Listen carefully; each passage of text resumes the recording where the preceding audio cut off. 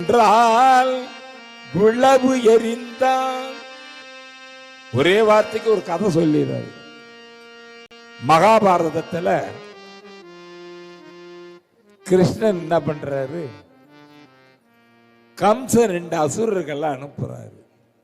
நீங்க 2 பேரும் போய் அந்த கிருஷ்ணனை கொண்டுட்டு வந்துடணும்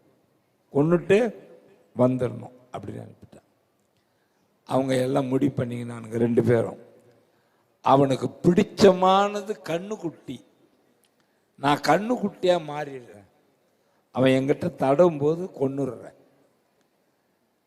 நான் வெளாமரமா ஆயிடுறேன், நீ மிஸ் பண்ணா கூட அடுத்து நான் வந்து அவனை கேட்ச் பண்ணிக்கிறேன், பிடிச்சிடுறேன். வெளாமரத்தில் ஏறும்போது சாகடிச்சிடுறேன். இவ்வளோ விஷயம்.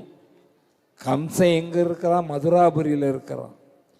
இவன் எங்க இருக்கிறான்? துவாரகாயில் இருக்கிறான், கோகுலத்தில்.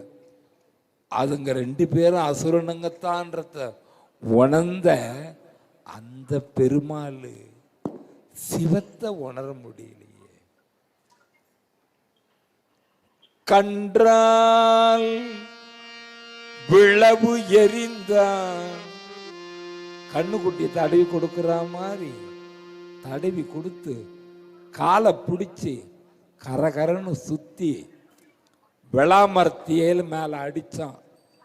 கண்ணுக்குட்டி செத்து போச்சு, வெளாமரமும் விழுந்து போச்சு. 2 அசுரனுங்களை அழிச்ச அவ்வளோ நுட்பமான சிந்தனை உள்ள அவரு பார்த்துருக்கலாம்ல அடிய திருமுடிய. சுவாமி சிதம்பரத்தில் படுத்துக்கிட்டே இருக்கிறாரு.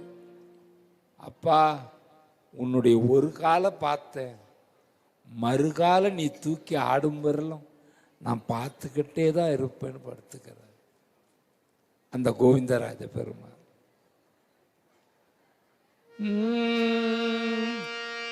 என்றும் பிறந்திறந்து ஆழாமல் ஆண்டு கொண்டான், கன்றால் விளவேண்டான் பிரமல் காண்பறிய